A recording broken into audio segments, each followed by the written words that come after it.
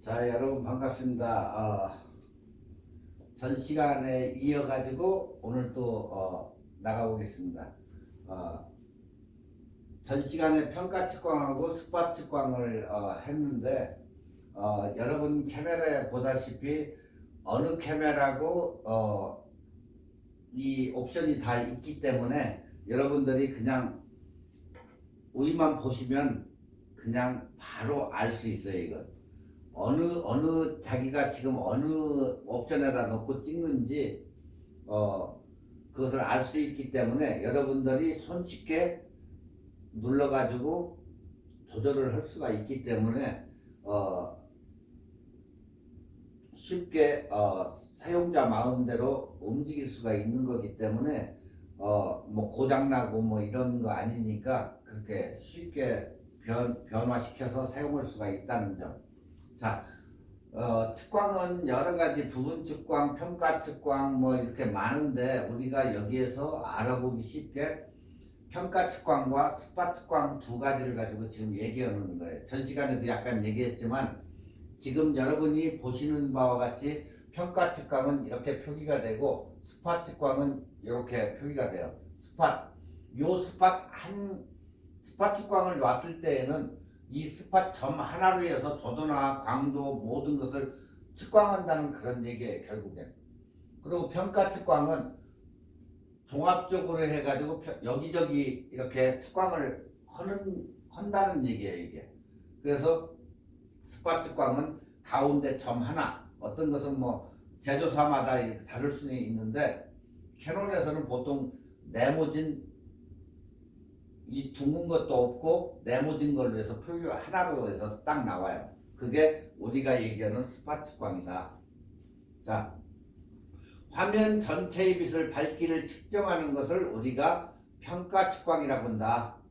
네. 스팟 측광은 스팟만 가지고 빛의 밝기며 초도, 광도 이런 것을 빛을 측정한다고 보시면 돼요. 그러니까 부분적으로 전체를 할 것인지 그냥 스팟만 측광을 할 것인지 그것만 여러분이 선택을 해주시면 돼요. 자, 우리가 제조사별로 이렇게 보면 이제 캐논, 소니, 나이콘 뭐 3대 이렇게 보는데 거의 똑같아요. 그림만 좀 틀렸다 뿐이지. 자, 앞쪽 것은 나이콘 거고 뒤에 것은 캐논 거예요. 자, 여기에서 멀티 측광, 패턴 측광이라고 해가지고 나와 있어요. 여기 이렇게.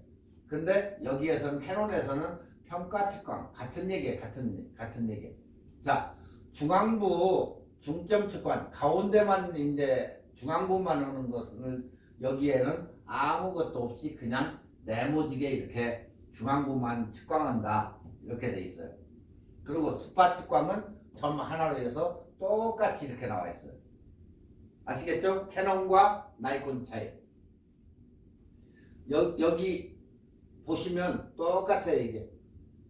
캐논을 얘기한 건데, 중앙부 평균 측광, 부분 측광, 그리고 부분 측광, 그리고 평가 측광, 이렇게 얘기하는데, 우리가 보통, 일반적으로는 보통 멀티 패턴 측광, 평가 측광을 많이 이렇게 표준으로 맞춰놓고 사용하는데, 쓰다 보시면 그게 불편해서 보통 저희 같은 경우는 스팟 측광을 많이 써요. 딱 점 하나로 해가지고 스팟 측광.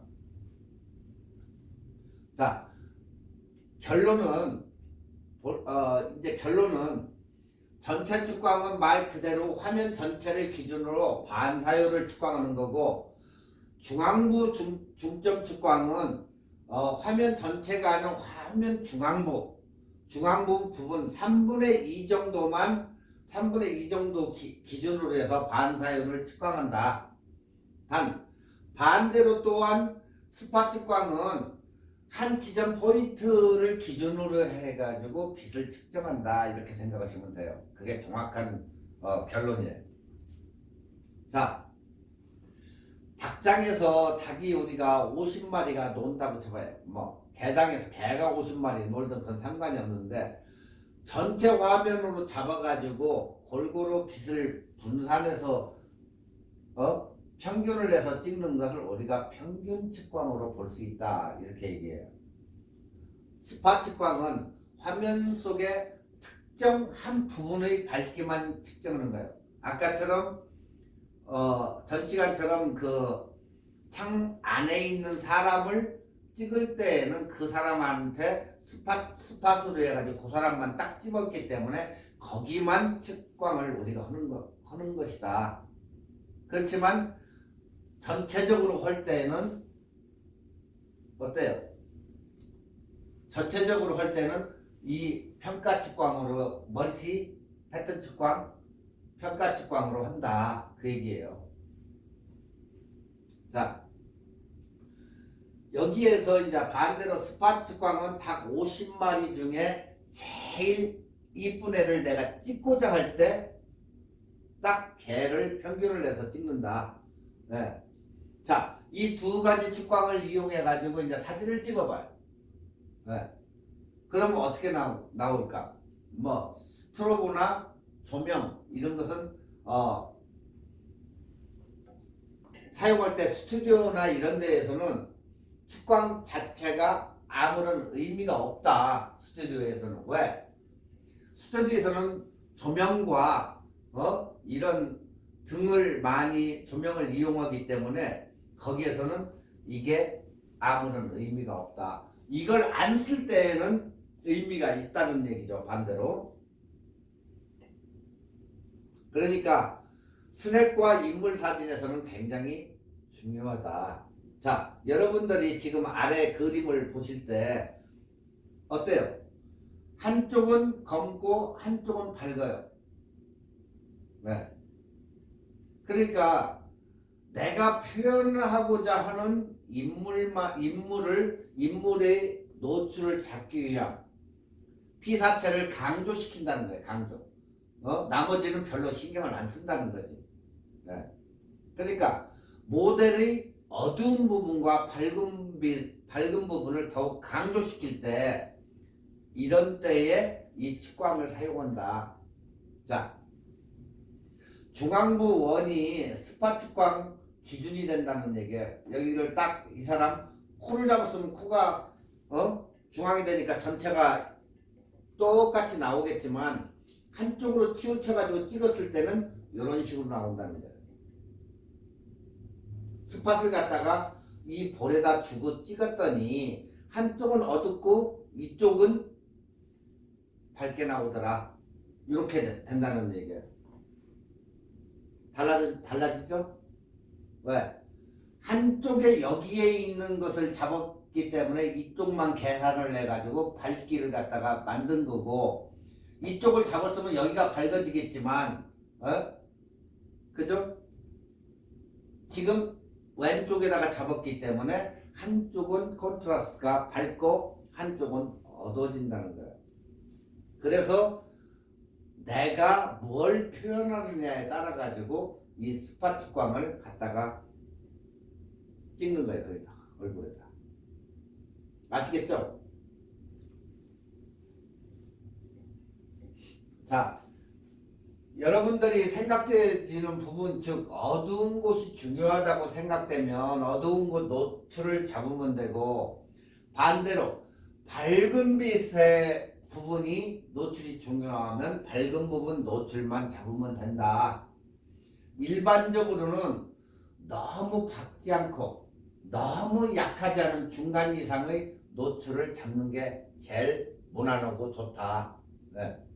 너무 노출이 밝으면 사진 보정하기도 어렵고, 밝은 사진은 절대 노출이 오버 노출이 되면 그 사진은 고치기가 어렵다는 거예요. 어두운 건 그래도 고치면 어떻게 돼요? 노이즈가 약간은 나타나겠지만 많이 나타날 수도 있어요. 밝게는 할 수 있지만 밝은 것을 갖다가 아래로 어둡게 만들려고 하면 그 사진 버리는 게 낫지 굉장히 어려워요. 그러니까 사진을 약간 어둡게 찍고 뭐 제일 중앙에다 놓고 어둡지도 않고 밝지도 않고 딱 정확하게 찍으면 좋겠죠. 근데 어떻게 다 찍은 게 어둡게 나왔을 때는 밝게는 할 수가 있다는 거예요. 근데 밝은 빛에서 찍은 사진을 갖다가 그걸 고치려고 한다? 굉장히 어렵다는 거예요. 시간만 많이 낭비하고. 그래서 여러분들이 밖으로 출사를 할 때 뭐 굉장히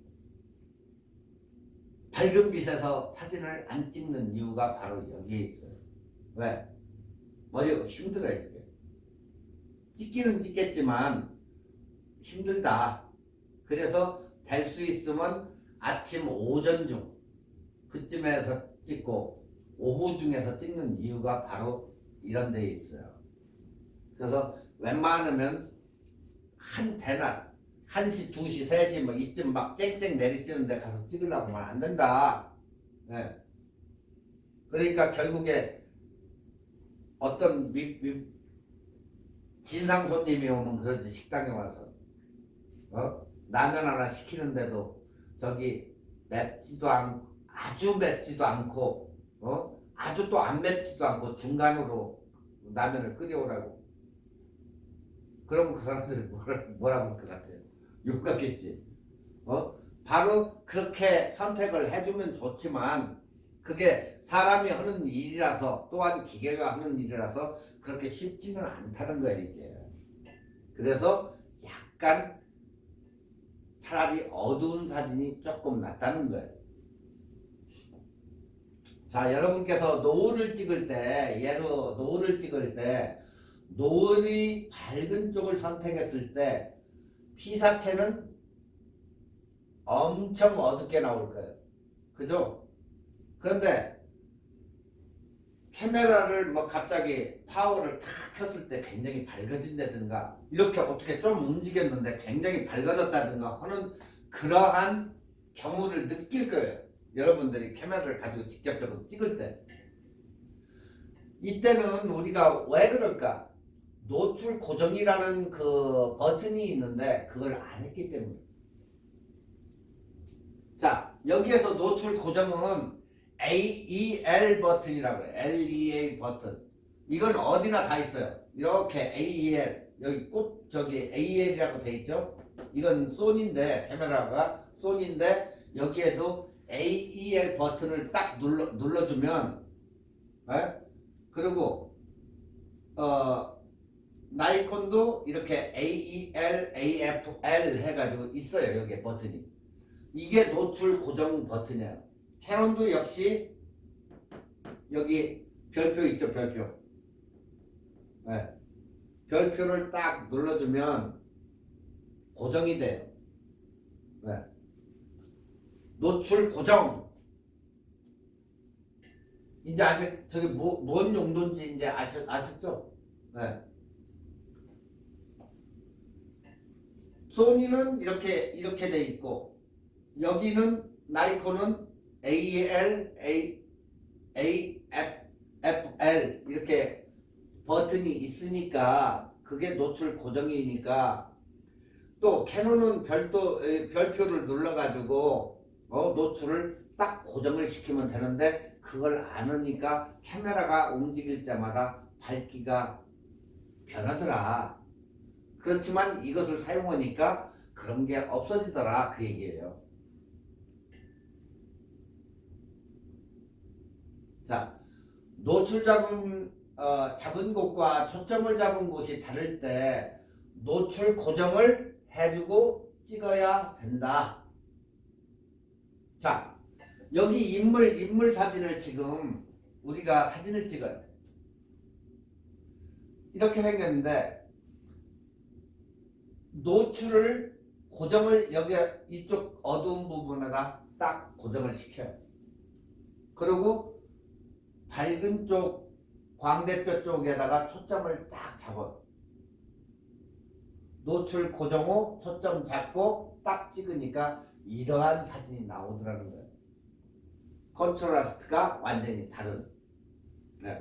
안 그러고 여러분들이 그냥 일반적으로 찍을 때는 평범한 사진이 되겠지. 그렇지만 노출 고정을 딱 시켜놓고 찍으니까 반반 이런 식으로 반반 치킨 나오더라는 거죠.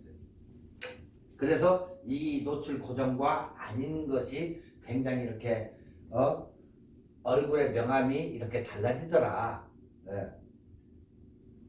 그러니까 여러분이 촬영자가 밝은 부분에 노출을 잡고 어두운 부분에 초점을 잡고 촬영을 두 개라고 하고 싶을 때 어두운 부분을 노출을 잡고 나서 노출 고정한 다음에 밝은 부분에 초점을 잡고 촬영하는 것이 최고의 선택이다. 그 얘기예요. 그러니까 어떤 사람이 이렇게 얘기하면 복잡하다고 얘기하는 사람이 있어요. 그래서 A모드보다 M모드가 쉽다고 얘기해요. 여기에서 매뉴얼 포커스 M모드에다 놓고 딱 찍으면 자기가 저걸 하는데 근데 모든 사람들은 이 M모드를 안 쓰려고 그래요. 왜? 자기가 연습량이 부족하고 그것도 하나의 짬밥인데 보통 뭐 프로페셔널한 사진작가만 M모드 쓰나? 그건 아니에요. 프로페셔널한 사람들도 A모드 쓰고 다 써요. 다. 그렇지만 처음 이 접하시는 분들은 M모드가 뭐 겁부터네요. 나 이거 못 만져. 그냥 B모드로 찍을래. 왜 자꾸 B모드만 고집하려고 찍냐고요. 제조사에서 그냥 제일 찍기 좋게 만들어줘서 그건 아니라는 거죠. 찍어봐야죠. 그냥 M모드로 해가지고 못 찍어도 돈 들어가는 거 없잖아요. 아니면 버리는 것만이니까. 찍어가지고 여러분 것을 만들어야 돼요. M모드를. 지금 이것은 우리가 ISO는 뭐 400, 600, 800을 놓은 게 아니고 자동 모드에다가 보통 놓고 쓰니까 자동. 여기 같은 경우는 지금 P모드에다 놨어요. 프로그램 모드에다가. 이것은 제조사에서 여러분들 귀찮지 않게 값을 다 구해가지고 최적의 상태로 만들어가지고 밝기만 조정해서 찍어라. 그 얘기예요. P모드는. 네. 그러니까 다 잘 나올 수밖에 없지, 사진은. 그렇지만 M모드에다 놓고 찍을 때에는 이러한 작품 사진들 이런 거 찍을 때는 거의다가 M모드에서 실행된다. M모드. 예. 매뉴얼 모드에서는 조리개를 건들지 말고 간단히 셔터 스피드를 올리고 그리고 내려서 빛을 많이 주고 빛을 적게 주고 할 수 있기 때문이다. 그 얘기예요. 이게. 아시겠죠? 그래서 자꾸 M모드를 찍어보세요. 자, 평가 측광, 멀티 측광이라고도 이제 얘기하고 평균 측광이라고 하는데 평균 측광, 즉 멀티나 평균 측광이라고 하는데 이것은 과연 언제 쓸까? 네. 언제 쓸까? 자, 우리가 사진을 찍을 때 전체적인 스토리를 갖다가 그 한 장면을 담을 때 그런 때에 우리가 쓴다. 평가 측광은. 예. 아시겠죠? 자, 우리가 여행을 간다든가 관광 등을 가가지고 우리가 전체적인 이 스토리를 담고 싶어. 그럴 때에는 평가 측광에다 놓고 찍는다. 평가 측광 모드는 A모드에서 사용하기 때문에 여러분들한테 매번 얘기를 했는데 각자의 그 카메라의 특성이 있기 때문에 여러분의 매뉴얼을 A모드가 어떤지 평가 측광이 어떤지 그것을 알아보셔야 된다. 여기에서는 지금 캐논에 대해서 캐논에 맞춰가지고 얘기를 하기 때문에 자 우리가 이 스토리를 사진을 갈 때를 이렇게 찍을 때 이런 식으로 너무 밝은 곳을 선택하면 안 돼요. 밝은 곳을 선택하면 어때요? 사진이 전반적으로 다 나가겠죠. 그러니까 약간 너무 어둡지도 않고 저건 중간 부분을 선택을 해가지고 거기다 맞춘 거예요. 여기도 전체적으로 스토리가 이렇게 빛이 나오는 등인데 여기 중간 요 부분에다 맞춘 거예요 지금. 그러다 보니까 컨트라스트가 어느 정도 잡혀가지고 이런 식으로 나온다. 네. 그래야 골고루 박다. 골고루 이렇게. 네. 여기다 딱 했더니 골고루 밝은 거예요. 이쪽에다 했으면 어떻게 했어요? 골고루 어둡겠죠. 여기는 완전히 하얗겠죠. 그래서 약간 자기가 초점을 어디에 측광을 어디다 맞추는지 그걸 부분 노출로 해가지고 맞춰야지. 그렇지 않으면 어렵다는 얘기예요. 자, 여기에서 인물 사진의 경우인데 초점은 촬영자가 제일 가까운 눈, 내가 봤을 때에 가까운 눈. 그러면 초점을 이쪽 왼쪽에다가 딱 맞췄겠죠. 자, 그러면 어때요? 스팟 측광을 한 부위는 이쪽이야. 네, 초점을 잡은 데는 이쪽이고. 그러다 보니까 측광은 밝은 광대 쪽에 하고 노출을 고정시키고 초점은 눈에다가 이쪽 가까운 데다 딱 맞췄어요.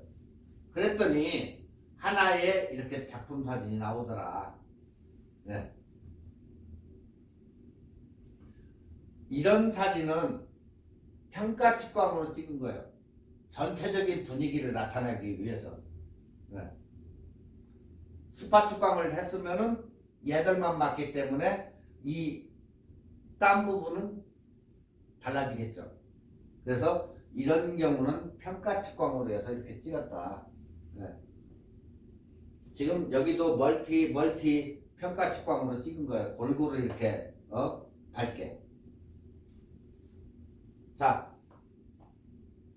여기에서는 지금 이제 오후 일몰 때 뭐 산타모니카 해변이나 이런 데 가가지고 사진을 찍을 때 여기도 어두운 부분이 아니고 두 번째로 밝은 지점, 아주 밝은 지점이 있고 그 다음에 두 번째로 밝은 지점을 딱 찍어가지고 스팟 측광을 이용해가지고 촬영을 하면 실패를 않는다. 네. 이런 때는 둘 중에 하나를 택해야 돼요. 여기를 밝게 하던가 아니면 여기가 어두워지겠죠. 그렇지만 여기를 해야만이 인물은 어두워도 운치가 있기 때문에 사진을 이렇게 찍는 거예요.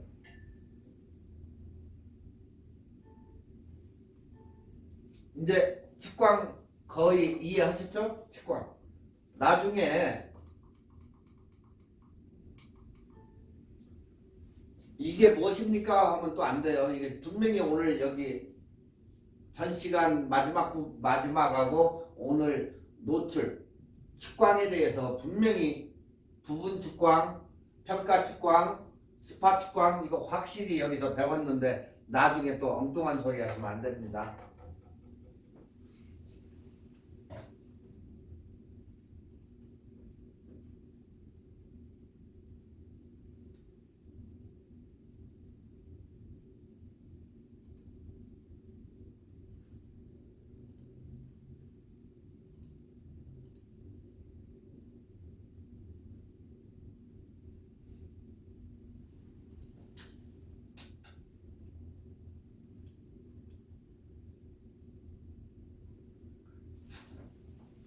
자, 이제 노출 보정에 활용해요. 아까 이제 얘기했듯이 노출 보정인데, 우리가, 이 노출 보정은 어때요?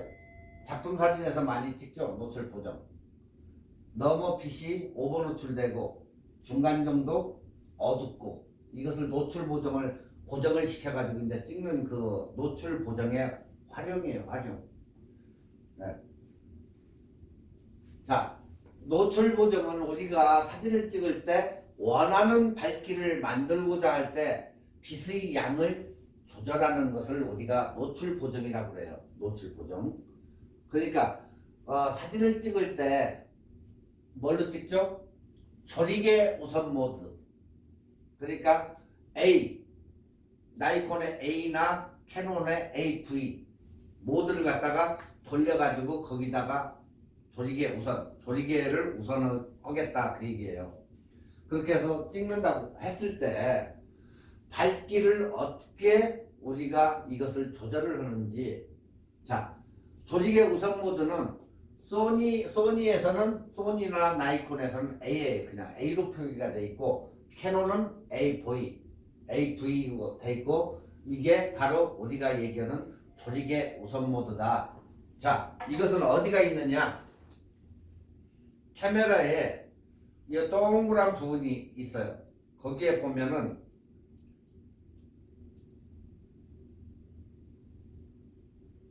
처음에 B가 있어요. B 샷다 발브 모드. 그 다음에 M 매뉴얼 모드. 그 다음에 A 똑같죠? A. 그 다음에 조리개 우선 모드. 그 다음에 TV가 있어요. TV 타임 시간 우선. 초우선이죠. 그러니까 사진 찍을 때 시간 빠른 셔터 스피드 우선 모드예요. 그게. 그 다음에 우리가 얘기하는 P 모드가 있어요. P 모드는 제조사가 이 카메라를 만들 때 여러분들을 위해서 모든 것을 좋게 찍을 수 있게 만들어 가지고, 여러분 단지 이걸 돌려 가지고 조그 다이얼을 돌려 가지고 밝기, 어둡기 요것만 조정하고 셔터만 그냥 초점 잡고 셔터만 누르면 자동으로 입력되는 그런 방식의 모드가 P 모드예요. 자, 그러면 여러분들이 카메라를 사가지고 그 다음에가 이제 자동 모드인데, 여러분들이 자동 모드는 약간 파란색으로 해서 둥글게 이제 돼 있는데, 여러분들이 보통 우리가 카메라를 사면 잘 모르기 때문에, 모르시는 분들은 어디다 놓고 찍어요? 자동에다 놓고 찍죠. 자동에다 놓고 찍으면 사진이 잘 나올까요? 절대 잘 안 나와요.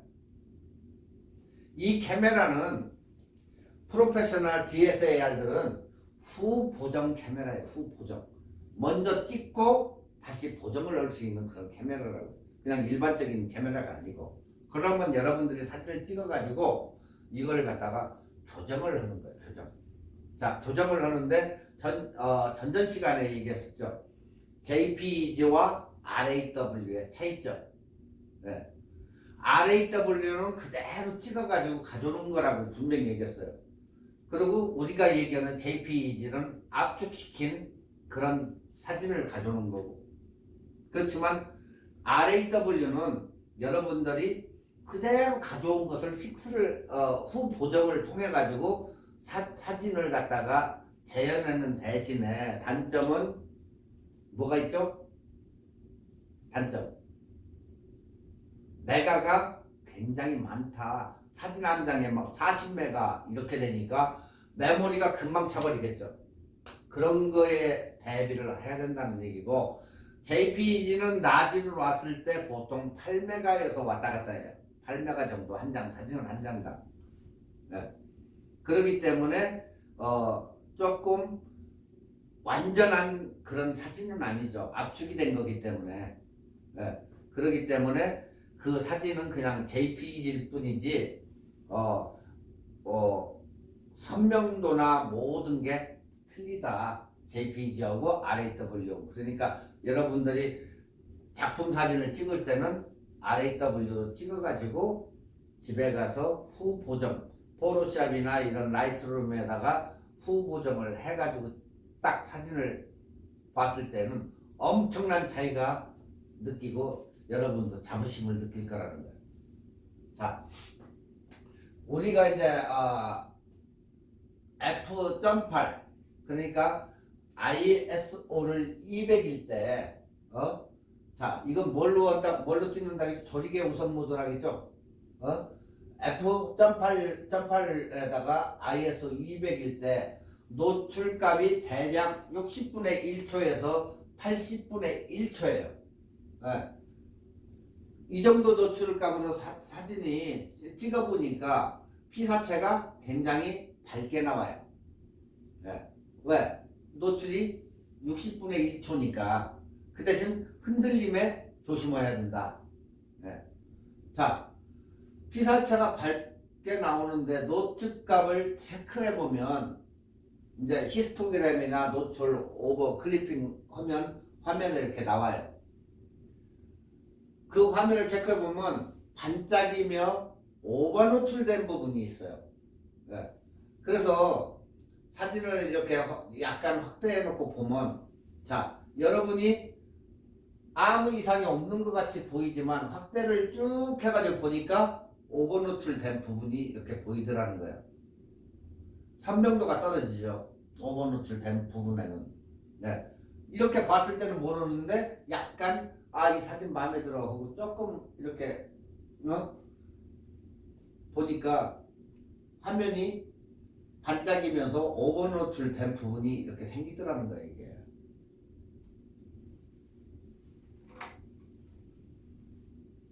자, 사진에 보이는 것처럼 사진이 깜빡이며 장면이 바뀌면서 이렇게 알려줘요. 오버 노출됐다고. 네. 사진을 찍을 때 잘 보정해서 찍어야지. 찍고 난 후에 오버 노출을 보정을 하려고 하면 밝게 찍은 사진은 전에도 얘기했죠. 엄청 힘들다고 좀 전에 얘기했잖아요. 네. 시간도 많이 걸리고 사람 진짜 돌 정도에. 그러니까 밝게는 찍지 말라는 거야, 사진을. 너무 밝게 오버 노출 시켜가지고 그걸 교정을 하려고 하면 진짜 어려워요. 차라리 어두운 것을 노이즈가 좀 껴도 그런 것은 이렇게 할 수는 있어도 그건 굉장히 어렵다. 자, 그러면 왜 노출이 이렇게 될까? 카메라는 배경이 검은지 하얀지 구별을 못한다. 이 바보들이다, 이건. 카메라들은. 예. 그걸 구별을 못해요, 카메라는. 절대적으로. 카메라는 단순해서 카메라에 들어오는 빛의 양만 가지고 읽어드리기 때문에 빛의 양이 적으면 빛을 많이 주려고 하고, 카메라는 빛이 적으면 빛을 많으면 적게 주기 때문에 이런 문제가 생긴다. 근데 카메라를 믿는다? 그건 아니다. 네. 카메라는 절대 흰색인지 검정색인지 구별을 못한다. 아시겠죠? 절대 구별 못해요, 얘는. 단지 우리가 조작으로 해가지고 얘들은 특성상 빛이 적으면 많이 주려고 하고 많으면 적게 빛을 주기 때문에 절대 검정색인지 흰색인지 쟤들은 구별을 못하는 생명이다, 카메라는. 자, 그래서 제작사마다 그것을 커버를 하기 위해서 버튼을 만들어 놨다. 뭔 버튼이냐? 아까 얘기했다, 우리가. 니콘 카메라는 이렇게 플러스 마이너스, 소니 카메라도 플러스 마이너스, 캐논 카메라도 플러스 마이너스, A 모드 이렇게 만들어 놨어요. 똑같죠? 이게 바로 노출 고정시키는 거예요. 노출 고정. 네. 자, 이 버튼을 이렇게 만들어 놨는데 여러분들은 이게 뭐지? 나도 몰라. 그냥 있는가 보다 하고 그냥 넘어가요. 절대. 쓰는 사람 거의 내가 일반 사람들 이렇게 보면 쓰는 사람 없어요. 하지만 이 다이얼 휠을 돌리면 플러스나 마이너스가 딱 떠요. 이거 눌러놓고 이렇게 돌려보면. 네. 자, 여기에서 노출값이 높을 때 마이너스 돌리면 노출값이 적고 플러스 돌리면 한 단계 원포인트가 올라가요. 그렇다면 앞에 사진처럼 처음 아까 이 앞전에 봤던 모델 사진이 오버 노출이 되어 있으니까 이 팔 부분이 한 단계 낮춰가지고 이걸 눌러가지고 한 단계 낮춰가지고 세팅을 해보고 촬영을 하니까 자, 이 부분이 아까 나갔었죠. 이 부분이. 네. 근데 한 단계 딱 낮춰가지고 찍으니까 어때요? 선이 살아있죠. 여러분 눈에 보이시죠? 네. 이 부분이 흐리멍텅하게 너무 오버 노출이 됐었는데 지금은 딱 한 단계 낮춰놓고 노출을 적정 노출 딱 시켜놓으니까 어때요? 더욱더 선명하고 컬러도 살고 이런 식으로 사진이 변하더라. 네. 뭐가 노출을 갖다가 딱 세팅해가지고 한 포인트를 딱 내렸어요. -1으로 세팅한 거예요. 그랬더니 이렇게 변하더라. 그 얘기예요, 지금. 자, 여러분도 그러니까 저 모드를 갖다가 한번 사용해 보세요. 그리고 오버 노출 안 되게 이렇게 안정적인 사진. 지금 저 뒷 배경만 보더라도 아무 의미가 없잖아요. 그렇지만 여기에서는 어느 정도 멋있는 딱 지나고 모든 게 안정적으로 돌아왔잖아요, 사진이.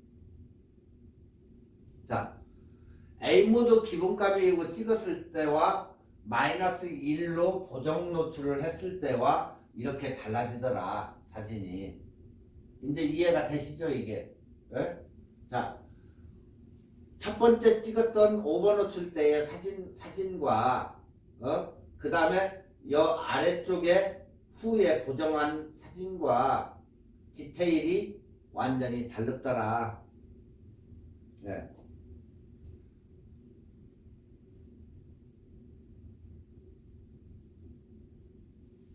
자, 이제 반대로 배경이 밝을 때를 한번 찍어봤어요. 배경이 밝을 때.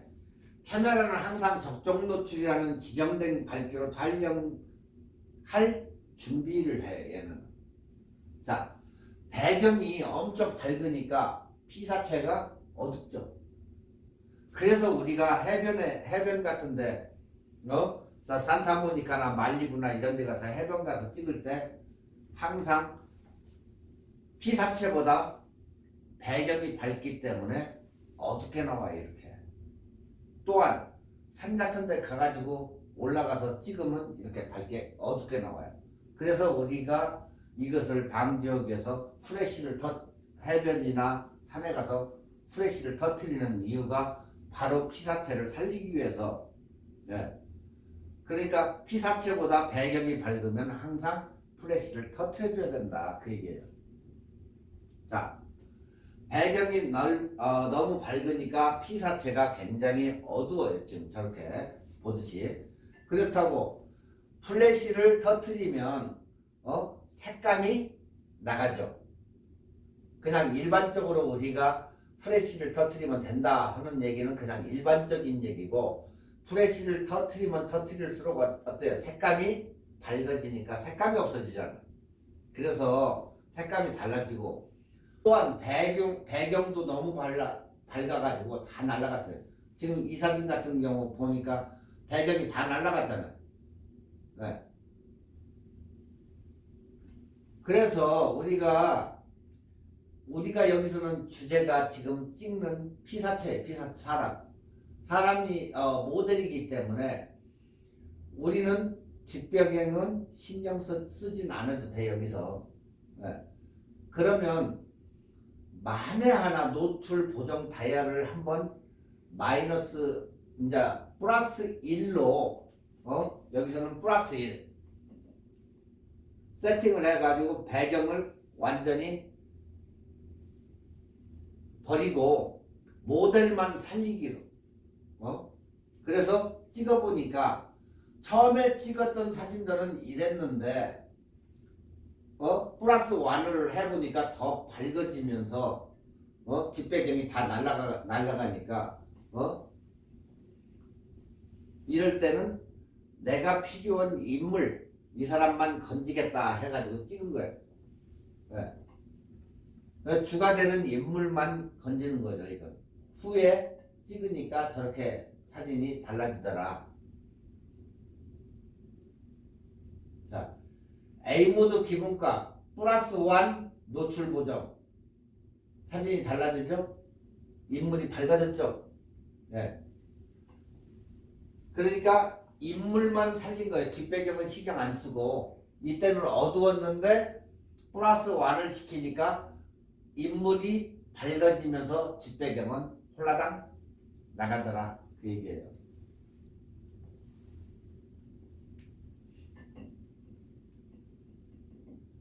그러니까 지금 노출 보정에 신경을 써야 돼요. 이게 또한 완전 M모드, 수동 모드를 제외한 조리개 A모드나 셔터 스피드 S나 T모드나 ISO를 자동으로 해놨을 때와 같이 자동 모드가 하나라도 들어간 경우에는 바로 노출 보정값이 인식이 돼요. 그러니까 여러분들 사용하는 안드로이드 폰, 핸드폰에도 이게 노출 보정이 들어있으니까 여러분들 핸드폰으로 찍으시는 분들도 참고하시면 돼요. 대충 이제 이해가 가시죠? 노출 보정에 대해서. 그래서 이렇게 되는구나. 아니면 나중에 나도 저렇게 하면 플러스나 마이너스 1으로 한 스탑씩 내려가지고 찍어봐야겠다 하면 돼요. 이렇게 하면 프레쉬를 안 터뜨리고도 밝게 인물은 살릴 수가 있다. 아시겠죠?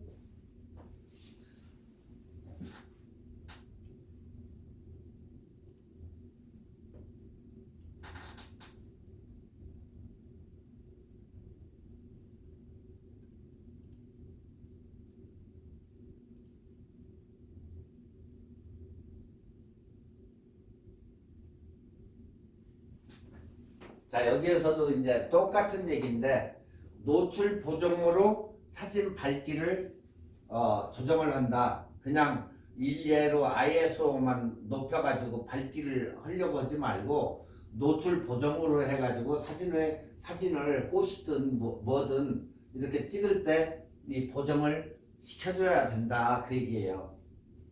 자, 노출 보정은 크가지 두 가지의 기준점이 있더라.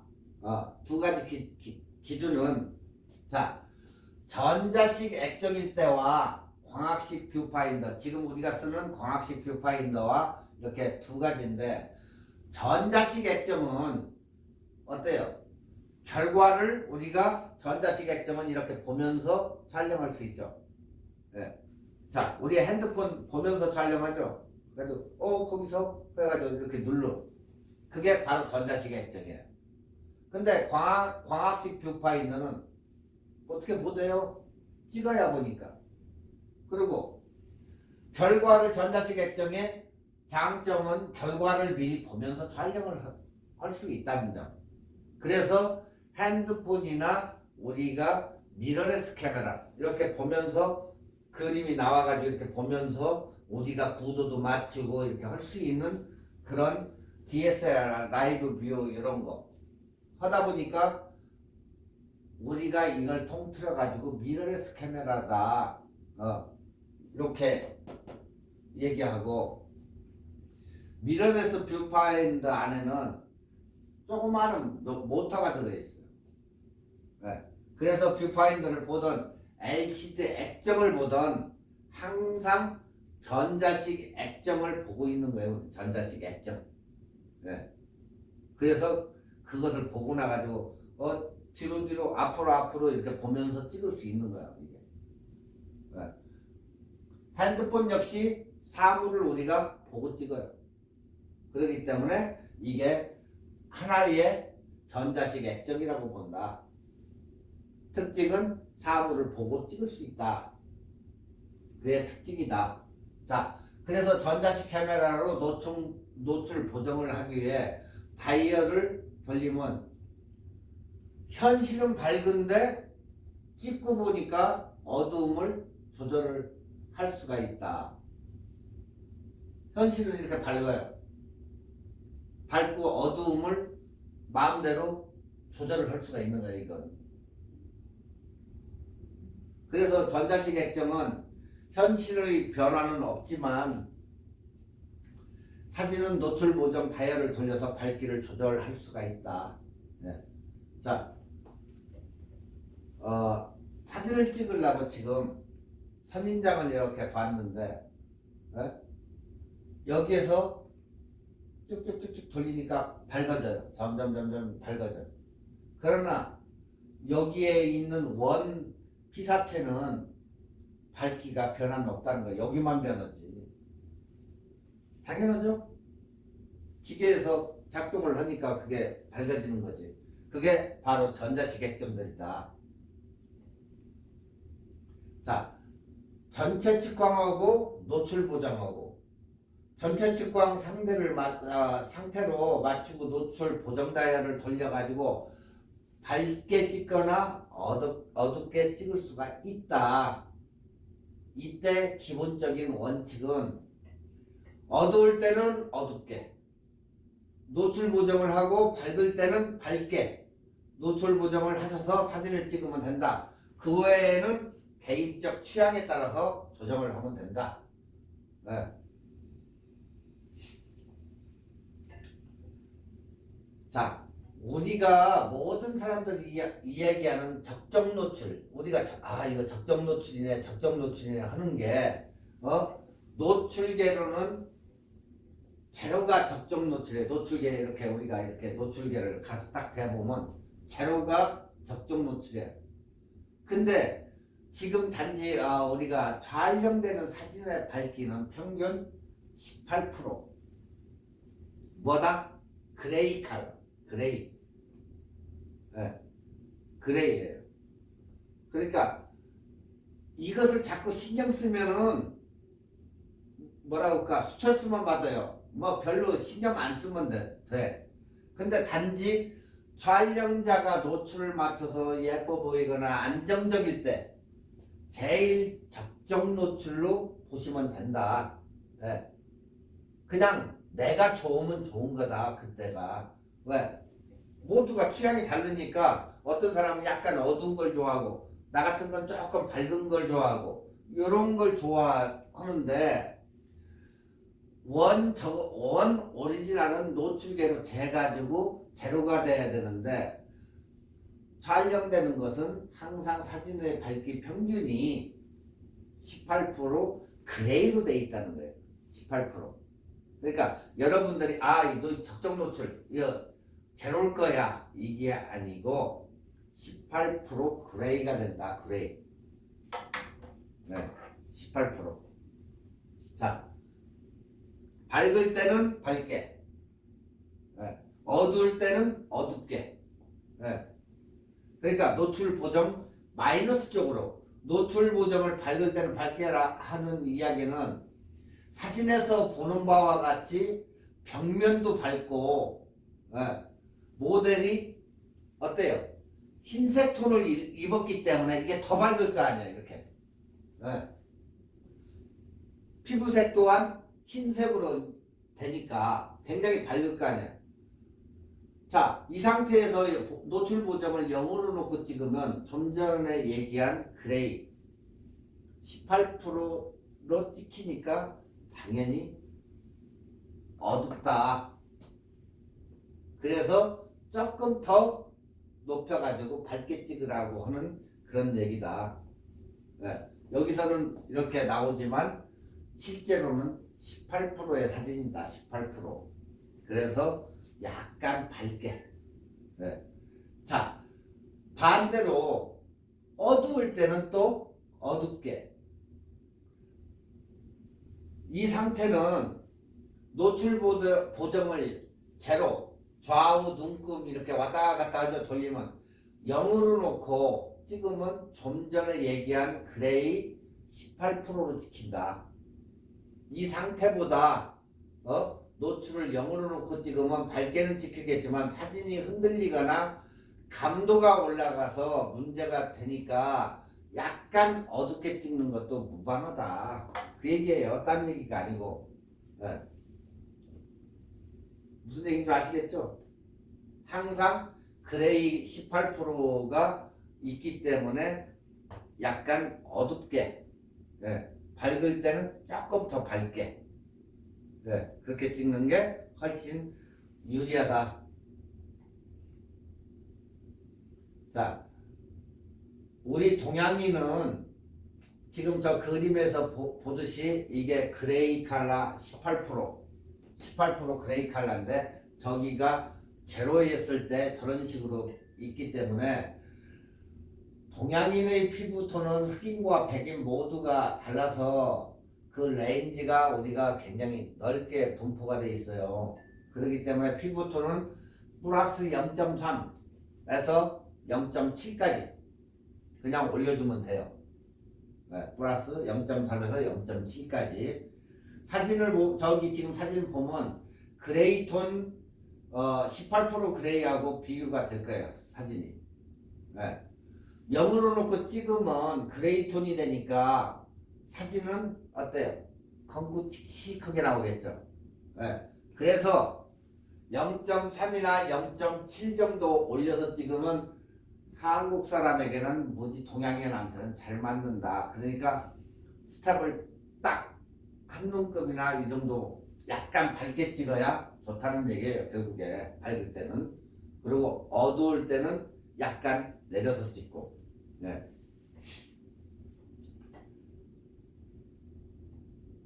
최신 카메라들, 요즘 나오는 카메라는 사람 얼굴을 인식하면 사람을 갖다가 딱 대가지고 얘를 이 사람을 딱 인식하면 0.3에서 0.7 자동으로 보정이 되더라.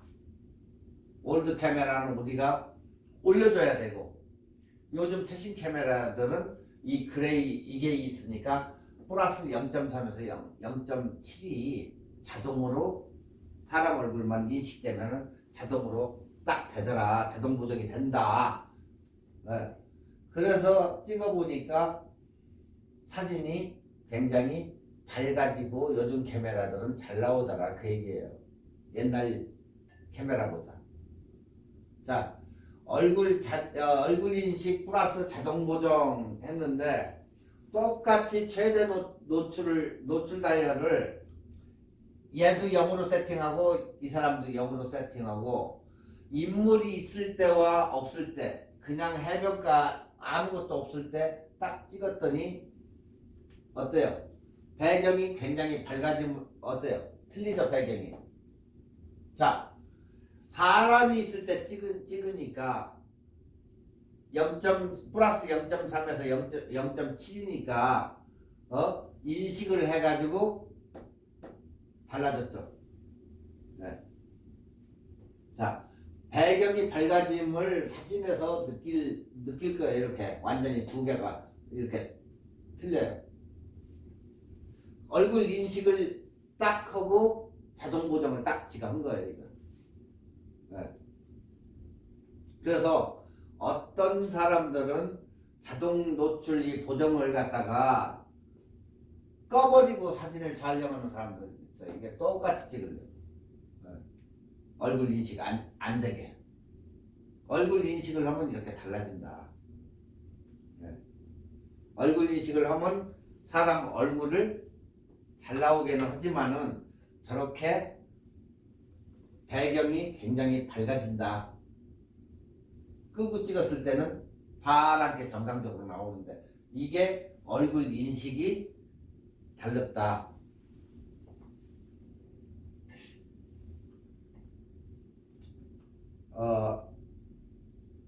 우리가 생각할 때 우리 생각으로는 저것을 얼굴 인식을 갖다가 꺼놓고 찍는 것이 우리는 바람직하다고 봐요. 핸드폰 같은 데는 뭐 상관이 없겠죠. 네. 그렇지만 우리가 만약에 자기 카메라에 이런 얼굴 인식이나 이런 게 있으면은 꺼놓고 찍고 일관성 있게 사진을 찍는 게 좋지. 이렇게 하늘이 얼굴 인식 때문에 하늘이 저렇게 하얗게 나가고 하면은 이건 좋지가 않다. 그래서 뭐 귀찮아 하시는 분들은 그냥 사용해도 좋고 아닌 분들은 될 수 있으면 꺼놓고 찍는 게 좋다. 네. 자, 이번에는 이제 광학식 뷰파 있는데 실제로 찍기 전까지는 우리는 몰라요. 찍고 나가지고 쳐다봐야 하는데 절대 여러분이 찍고 이 광학식 카메라를 뒤에서 본다게 가지고 몰라요. 그거 가지고 대충 구도나 어떻게 찍혔는가만 보는 거지. 일단은 이 뷰파인 이 모니터로 보는 것과 집에 가서 컴퓨터로 보는 것과 또 실제로 또 현상을 했을 때와 그 차이가 있다는 거예요. 이게 카메라. 그리고 각 제조사마다 인화지의 특성 그리고 칼라 프린터의 특성도 거기에 가미가 돼야 된다. 약간은 이게 틀리다. 그걸 아셔야 돼요. 그리고 광학식 카메라는 실제로 찍히고 나서 어떻게 찍혔는지 모른다. 대표적인 광학식 카메라는 라이카 카메라다. 라이카. 여러분들 라이카 아시죠? 라이카 카메라가 비싸긴 해도 그게 대표적인 이 광학식 카메라예요. 이 카메라는 노출 보정 타야를 돌려도 밝아지거나 어두워지는 것을 전혀 모른다. 네. 변화가 거의 없다는 거지 결국에는. 그래서 이러한 광학식 카메라들은 촬영하기가 굉장히 난이도가 높다. 이런 카메라보다. 네. 그래서 라이카 가지고 사진 찍으러 다니는 사람들은 고수들. 네. 그래서 또한 축광 모드를 고민하게 만든다. 라이카는. 그러니까 일반적인 유저들이 라이카를 잘 안 쓰려고 하는 이유도 이런 데에 있다. 이러한 카메라들은 촬영 후 카메라 스크린에 나타나는 것을 보고 반복해서 찍는다. 그래서 번거로움이 있다 따로. 네. 그래서 자꾸 찍다 보니까 어떻게 되겠어요? 프로가 되는 것이다. 네. 실력이 자꾸 시행착오가 있으니까 많이 찍어댈 거 아니에요. 그래서 굉장히 프로가 되는 거야. 자꾸 찍어보니까. 그래서 라이카가 대표적으로 이런 특성이 있다. 자, 스파틱광은 배경이 극단적으로 어두운 경우는 배경을 버려라. 네. 인물만 살리면 되지 무슨 배경까지 넣으려고 하냐. 네. 어두운 배경이기 때문에 좀 더 검게 나와도 되고 굳이 배경에 신경 쓸 필요가 없다. 인물만 살려가지고 찍으면 된다. 네. 그리고 적당한 정도의 역광 상황은 배경이 너무 날아가지 않도록 역광일 때에는 이 부분이 굉장히 밝아져요. 극단적으로 모든 게. 그래서 모델을 여기에서 모델 얼굴을 보면 알 수 있듯이 약간의 그림자가 져 있어 한쪽에. 이 정도면 뭐 괜찮아도 역광이 심하면 배경의 꽃들이 너무 어떻게 되겠어요? 밝겠죠. 환하게. 그러면 꽃들이 보이겠어요? 환한 걸로만 보이지. 그러다 보니까 이게 오버 노출이 돼가지고 다 컬러가 날아가 버리는 꽃도 잘 안 보이고. 그래서 항상 조심해서 찍어라. 그래서 역광이 많을 때는 절대 스팟으로 촬영을 하면 안 된다. 왜 그러냐면 스팟 촬영하면 한쪽만 밝아질 거 아니에요. 그러니까 스팟은 자제를 하고 딴 쪽으로 부은 축광이나 아니면 딴 것을 선택해서 찍으라는 얘기예요. 그냥 스팟 축광으로 딱 피사체 하나만 땡 하고 여기다 맞춰가지고 찍으면 여기만 적어대니까 굉장히 밝아지기 때문에 항상 역광이 심하면 조심하시라 그 얘기예요. 자, 이 모든 것들은 사진은 감으로 찍는 거 심으로 열심히 찍어보고 실패했다 해서 낙심할 필요도 없고 또 찍으면 되니까 자꾸 찍다 보면 여러분만의 노하우가 생긴다. 자, 여기 특히 이 역광을 보면 밝게 찍으면 여기가 하얗게 변해버려요. 네. 사람을 찍으면 또 노답이에요. 네. 이쪽 빛이 강하기 때문에 피사체는 아주 검게 나와요. 이렇게. 이럴 땐 답이 없어요. 인물을 밝게 찍으면 노을이 날아가고 노을을 갖다 하려고 하면 여기가 시커멓고 이런 상황에는 여러분들이 이제 선택을 해야 돼요. 만약에 인물을 살리려면 조명을 사용하거나 후보점을 해요. 하지만 조명은 굉장히 어려워요. 조명을 봐보려면. 자, 후보점을 해봤어요. 어때요? 후보점을 했더니 검죠? 밝게 했어요. 인물을 살렸더니 뒷배경이 다 어디 갔어요? 하늘이 없잖아요. 하얗잖아요. 그리고 바닷물도 하얀해져요. 자, 이럴 때 보면 어두울 때 보니까 인물이 좀 어둡지만은 바닷물이 살아있어요. 모든 게 살아있어. 하늘도 살아있고. 근데 후보점을 해가지고 딱 보니까 어때요? 뒷배경 그리고 바닷물이 흰색으로 이렇게 변해가지고 별로 좋은 사진이 못 되더라. 그래서 이런 것을 역광일 때는 굉장히 주의해야 된다. 자, 저쪽에 이제 첫 번째 것이 이제 그 사진이 보정된 사진, 원본 사진, 노출을 올린 사진, 이렇게 다 달라요. 그래서 이제 3스텝 언더 노란색, 그리고 0으로 놓고 촬영한 제로, 3스텝 오버를 시켰더니 컬러가 어떻게 됐어요? 노란색이 아니잖아요. 색깔이 그래서 날아간 거예요. 이게 색깔이 이렇게 달라져요. 그러니까 3스텝을 낮은 거 제로로 찍었을 때 3스텝을 더 세 칸을 올려가지고 찍으니까 이렇게 홀라당 날아가더라. 그래서 여러분들은 일부러 살짝 어둡게 촬영을 해서 하이라이트에 주의하고 그냥 찍으시면 된다. 그래야 조절을 해도 어느 정도 저렇게 보정된 사진처럼 저렇게 원본에서 보정된 사진처럼 저렇게 나오지. 안 그러면 노출을 올려가지고 찍으면 저렇게 날아간다.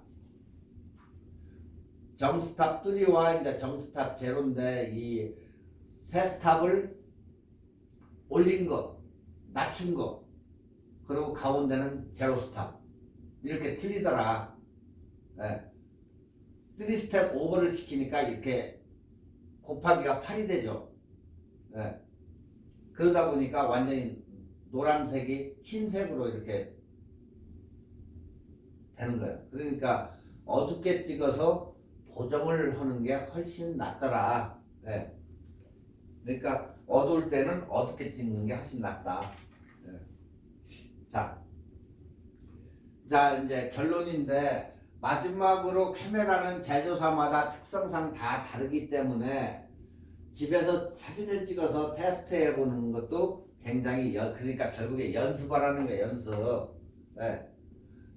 후보정을 위한 촬영은 그런데 정답이 없다. 왜?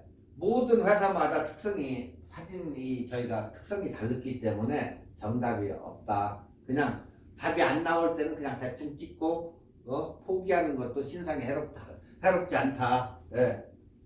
그래서 어느 땐가 사진을 찍다 보면 이 스트레스 받고 A하고 사진이 싫어가지고 한동안 또 안 하시는 분들이 있어요. 이것을 그냥 넘어가는 게 좋아요. 그냥. 그러니까 이 이제 여기에서 우리가 보통적으로 쓰는 게 이제 후보정 할 때에는 라이트룸 쓰고 포토샵을 써요 우리가. 그러니까 너무 스트레스 받아가면서 할 필요는 없고 여러분들이 그냥 즐기면서 그냥 사진을 했으면 좋겠어요. 그냥 아시겠죠?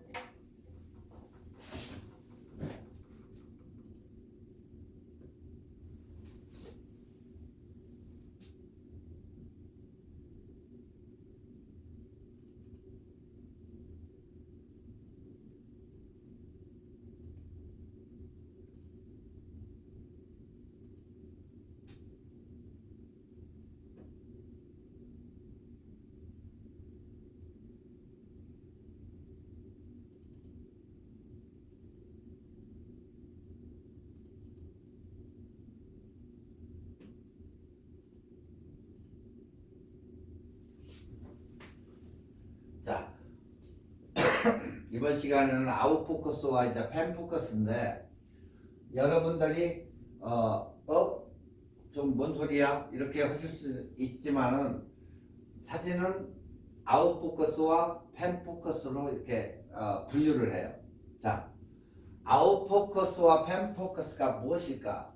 아웃포커스는 흐릿해진 배경 앞에서 무엇이든 돋보이게 마련이다. 네. 그래서 뒷배경을 날린다 그런 얘기예요. 한마디로. 네. 초점이 맞은 부분만 선명하고 나머지 부분은 흐리게 표현해서 사진을 예전에 이렇게 보면 사진 잘 찍었다. 특히 인물 사진. 딱 찍었는데 인물이 깨끗하게 나오고 뒷배경은 싹 날아가는 거. 그런 사진이 아웃포커싱이다. 네. 그런 사진 앞에서는 누구나가 착각에 빠진다. 네. 그리고 더욱더 피사체가 더 이뻐 보인다. 네.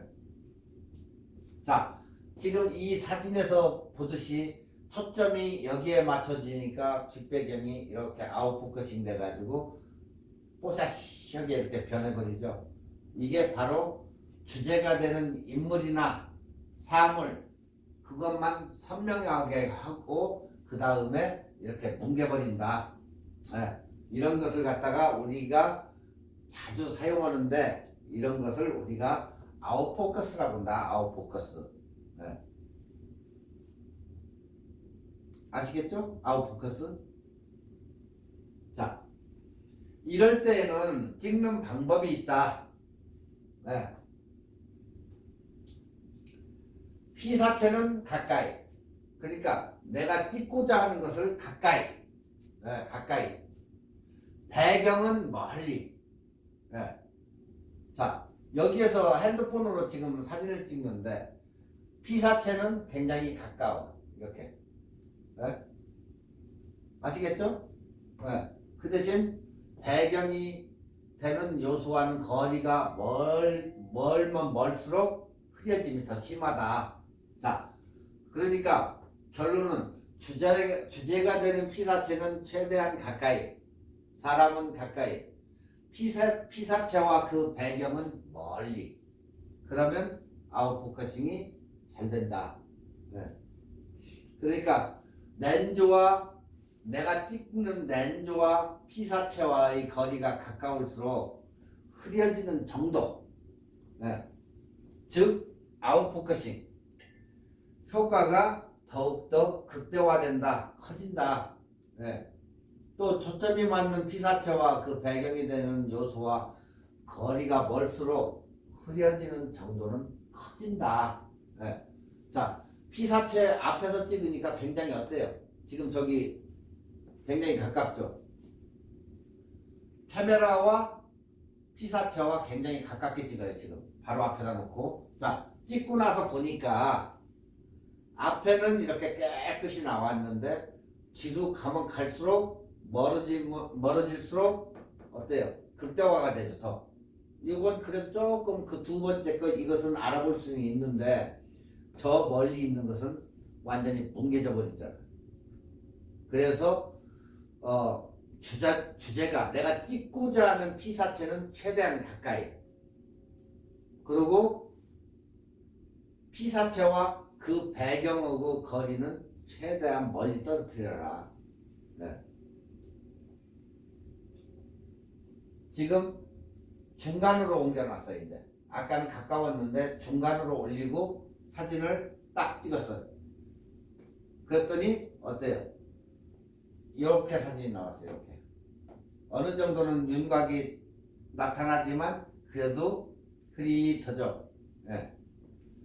자, 이번에는 피사체를 좀 멀리 놓고 찍었어요. 멀리 어느 정도 떨어뜨린 다음에 딱 찍으니까 별 차이가 없더라. 이렇게 네. 멀리 이렇게 떨어뜨리는 거예요. 가깝고 중간이고 멀리. 그러다 보니까 이게 그냥 밋밋한 사진이 똑같이 일반적으로 나오더라. 그러니까 피사체하고 나하고 렌즈와의 거리가 짧으면 짧을수록 어떻게 된다? 이렇게 선명하게 나오고 그 대신 뒤쪽은 뭉개지더라. 이게 바로 아웃포커싱이다. 자, 반대로 이제 펜포커스. 원경에서 근경까지. 원경은 내 앞쪽. 근경. 원경 저 먼 곳에서 이 앞까지 화면 전체에 초점이 맞은 것을 말하는데 이거 보러 우리가 전초점이라고 그래. 전초점. 전초점이 다 맞았다. 네. 저기 원경 그리고 근경 전체 근경과 원경이 다 맞았을 때 이때를 우리가 전초점이라고 한다. 전초점. 그러니까 조리개를 최대한으로 좁혀서 조리개를 굉장히 조그마한 구멍으로 해서 최대한으로 좁혀서 찍으면 사진이 어때요? 선명도가 있죠. 네. 피사의 심도를 그게 깊다고 얘기하는데 깊게 촬영하는 것이지만 만약에 관광렌즈를 사용하면 엄청난 효과가 난다. 선명도가. 네. 뷰캠에 대해서는 무브먼트 조작으로 펜포커스의 효과를 낼 수가 있다. 사진 화상의 한 점뿐 아니라 전경에서 원경까지 화상의 전체 초점을 맞추기 위해서는 유효 구경을 적게 하든지 단초점 렌즈를 이용해서 피사계 심도를 깊게 하는 방법이 있다. 자, 이게 뭔 얘기냐면 광각 렌즈를 가지고 사진을 그러니까 35mm나 24mm를 가지고 가서 찍으면 선명도가 굉장히 선명해요. 그렇지 않고 일반 렌즈로 해서는 이 조리개를 최대한 좁혀서 찍으면 어떻다? 사진이 심도가 깊게 나온다. 그러니까 짱한 사진, 여러분 말대로 짱한 사진, 밝고 선명한 사진을 선명한 사진을 찍으려면 조리개를 조여야 된다는 거예요. 조여야. 열면 열수록 아웃포커싱이 되겠죠. 흐릿한 사진, 밋밋해지지. 근데 반대로 조리개를 조이면 조일수록 피사의 심도가 좋은 아주 선명한 사진이 나온다는 거예요. 그게 이 얘기예요. 그래서 그게 우리가 전체를 이렇게 잡는 것을 펜포커스라고 하는데 이럴 때는 펜포커스를 찍을 때는 35mm나 이런 걸로 찍는 게 좋다. 자, 펜포커스 우리가 전체적으로 전초점을 찍을 때 전체적으로 잘 나오게 찍는 것을 우리가 전초점이라고 해요. 야, 내가 여기 서가지고 저 풍경하고 같이 찍고 싶은데 할 때. 네? 자, 어떤 때에는 내가 가까이여서 사람을 놓고 초점을 거기다 맞추면 쥐가 아까 보셨듯이 아웃포커싱 돼서 쥐가 뭉개져서 배경이 안 나오겠죠. 멋있는 이 산이 싹 날아가 버린다는 거예요. 앞에 초점이 맞으면. 네. 자, 펜포커스 촬영법. 조리개를 최대한 줄여서 조리개 수치를 크게 한다는 얘기예요. 촬영한다. 그러니까 조리개를 조여놓는다. 촬영하고자 하는 피사체에서 최대한 멀리 떨어진다. 이렇게 멀리. 가까이 피사체하고 찍으면 뒷배경이 날아가니까 이 피사체보다 내가 멀리 떨어져가지고 같이 집어넣는 거야. 될 수 있으면. 네. 이 경우에 피사체의 배경과 거리가 가까울수록 효과가 좋다. 망원보다는 광각에서 사진을 촬영한다. 광각렌즈가 더 좋다는 거죠. 펜포커스 기법으로 촬영을 하면 셔터 스피드가 느려지기 때문에 카메라를 고정시키기 위해서 삼각대를 사용한다. 네. 아시겠죠? 그래서 이렇게 촬영을 하면 이렇게 깨끗하게 사진이 나올 수 있다. 이제 여기에서 이제 스마트폰, 여러분들이 스마트폰으로 이제 사진을 찍는데, 보통 스마트폰으로 사진 찍을 때는 그냥 주머니 아니면 맨날 가지고 다니던 만졌던 손으로 해서 찍는데, 그렇게 찍으면 안 되시고 스마트폰 렌즈 부분을 항상 호여가지고 옷으로 닦든 뭐 해가지고 찍기 전에 렌즈 부분을 항상 깨끗이 청소를 해준다. 두 번째, 핸드폰이 작은 관계로 잘 흔들리기 때문에 고정을 잘 해가지고 몸에다 붙이던가 해서 찍어야 된다. 그리고 그리드라인을 항상 설정을 해준다. 수평과 수직을 잡아주기 때문에 일단은 못 찍어도 사진은 깨끗하게 보인다. 네, 그 얘기예요. 그 다음에 네 번째, 화질을 여러분 옵션에 가서 최대로, 그것도 나 메모리 쳐니까 싫어. 그게 싫은 분들은 스탠다드, 최소한 스탠다드로 해서 놓고 찍어야 된다. 왜? 나중을 위해서. 그리고 또 누가 이렇게 사진을 조금 크게 보려고 하면 다 깨져나가기 때문에 항상 스탠다드 이상. 저희 같은 경우는 그냥 뭐 핸드폰 무조건 최대. 스탠다드가 아니고 최대로 해서 놓고 찍기 때문에 나중에 4x6로 뺄 때도 아무 이상이 없어요. 네. 근데 그게 만약에 낮은 쪽으로 설정을 한다고 할 때는 사진을 나중에 필요로 할 때 아무 쓸모가 없게 된다. 그래서 항상 요것은 무조건 설정을 해줘야 된다. 자, 여기에서 그리드 라인이 나오는데, 그리드 라인은 설정을 해놓을 때 구도를 잡기 위해서 핸드폰 구도를 설정을 하기 위해서 그런 거예요. 그리드 라인을 해놓으면 일단은 이게 삐뚤어진 저건데 정상적으로는 구도는 수평과 수직이 맞아야 돼요. 이게. 자, 여기는 지금 똑같이 잘 맞았죠? 자, 그 옆에 비정상적인 구도를 보면 어때요? 수평이 점점 위로 올라가요.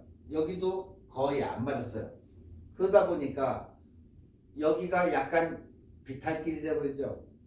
보기가 싫잖아요. 그래서 수평과 수직을 어느 정도 맞춰서 찍어라.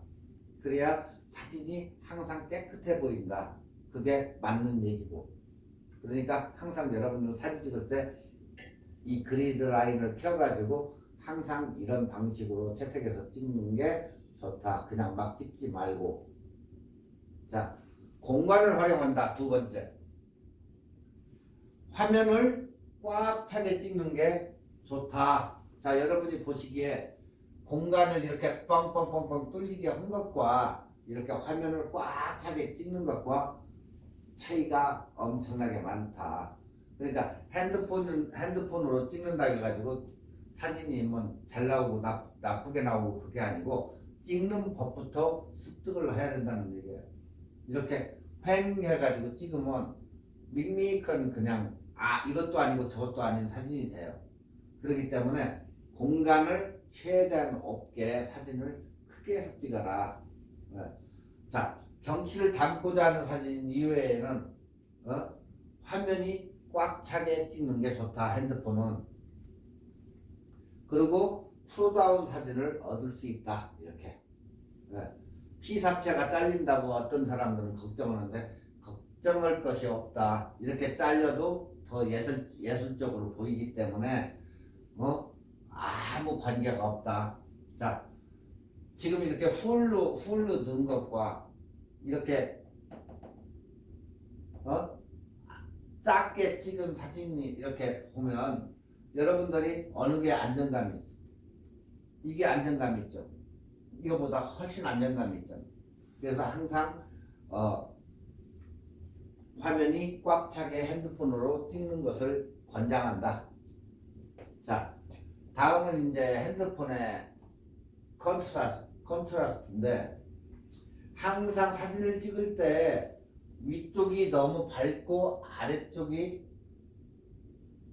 어둡잖아요. 그럴 때는 어떻게 해요? 아래를 눌러야 되겠죠. 아래를 이렇게 톡 쳐줘요. 네. 밝은 이쪽을 누르면 아래가 어두워지니까 아래쪽을 딱 눌러주면 똑같이 이렇게 돼요. 그래야 평준화 시켜가지고 찍으니까 이런 사진 초점 자리가 가운데 요마직을 톡 눌러주니까 근데 초점을 여기다 딱 누르니까 어때요? 아래는 검은고 위는 하얘져요. 네. 그러니까 한두 스텝 좀 왔다 갔다 하면서 중간 톤 정도로 해서 찍는 것을 권장을 해주는 거예요. 자, 어떤 것은 이렇게 위아래로 내리는 이게 컨트라스트가 그러면 이렇게 올리면 환해지고 아래는 어두워져요. 네. 그때 손으로 이렇게 요마직에서 툭 치던가 해가지고 움직여가지고 중간 부분에 이렇게 초점을 딱 해주시면 딱 이렇게 좋은 사진을 얻을 수가 있어요. 밝지도 않고 어둡지도 않게. 그러니까 한 번 찍을 때 여러분이 나중에 내가 이거 집에 가서 고쳐야지 이러지 말고 한 번 찍을 때 잘 판단을 해가지고 찍으시길 바래요. 수평과 수직도 맞추고 콘트라스트도 조금 시간 걸려도 상관없으니까 그렇게 한 번 찍으면 두 번 보정할 필요도 없고 따로 벽을 필요가 없으니까 훨씬 좋게 찍을 수가 있으니까 그렇게 찍으면 된다. 자, 사진을 찍더라도 그냥 밋밋한 사진과 주제를 활용해 가지고 찍는 사진이 다르다. 그래서 지금 여기에 이렇게 찍은 것과 이렇게 찍은 것과 그 차이를 한번 보세요. 자, 위 사진 일단 왼쪽의 사진은 밝고 피사체의 강조된 부분이 아무것도 없는 그냥 심플한 사진이에요. 그죠? 이 사진은 뒷배경이 그늘져서 있고 피사체는 밝고 어두움에 강조가 있고 확실히 틀리죠. 여러분도 이런 식으로 찍어야지 아무 밋밋한 사진 이렇게 확대해가지고 찍을 게 아니라 뒤로 더 백해가지고 좀 이렇게 좀 생각도 좀 하고 찍기 전에 그래야지 그냥 가가지고 찍고 이런 짓은 하지 말라는 거예요. 한번 생각을 좀 해봐요. 빛이 어디로 가고 어떻게 찍어야 멋있을까. 그리고 좀 소재도 활용도 좀 하고 해가지고 찍으면 그냥 찍는 사진보다 100배가 나아진다는 거예요. 네. 자, 핸드폰은 이제 핸드폰을 설정을 해야 되는데 핸드폰 설정할 때 보면 설정하기 세팅에 들어가 보면 이렇게 나와요. 4:3 뭐 16:9 1:1 이런 거. 자, 여러분이 인스타그램용으로 사진을 사용할 때는 1:1로 가시면 돼요. 네. 근데 영상에 첨부할 사진 같은 것은 16:9 영상용 16:9 16:9라고 하면 지금 이게 요런 사이즈예요. 풀 16:9. 그리고 4:3이라고 하면 4:3은 요만한 사이즈 옛날 TV들. 그렇지만 HDTV는 다 16대 9기 때문에 길게 나오니까 사진을 영상용은 16대 9, 일반 사진은 4대 3으로 찍으면 돼요. 동영상은 HD나 풀 HD, 인스타용 동영상은 1대 1. 항상 인스타용은 1대 1로 가면 돼요. 자, 뭐 모르는 거 있어요 여기? 자, 어떤 카메라든 전면과 후면 세팅을 다르게 할 수가 있어요. 자, 여기에서 전면 카메라와 후면 카메라, 그러니까 카메라의 뒷부분이 더 화질이 좋고 더 높다는 걸, 그리고 앞에서 내가 본바탕을 내가 보고 찍을 때에는 뒤쪽보다 앞쪽에 화질이 약간 떨어진다는 거, 그 차이가 있어요. 그러니까 핸드폰 세팅은 어떻게 하든지 간에 여러분 몫이니까 그 이상의 것은 여러분들이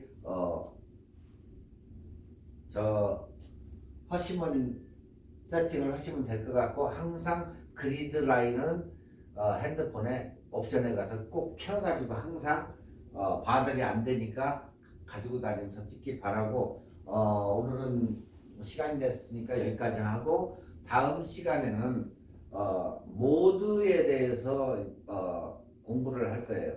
그러니까 A 모드에 대해서, A 모드나 뭐 모드 다이얼 그 모드에 대해서 공부를 하겠으니까 그렇게 아시고, 여러분들 수고하셨습니다. 네.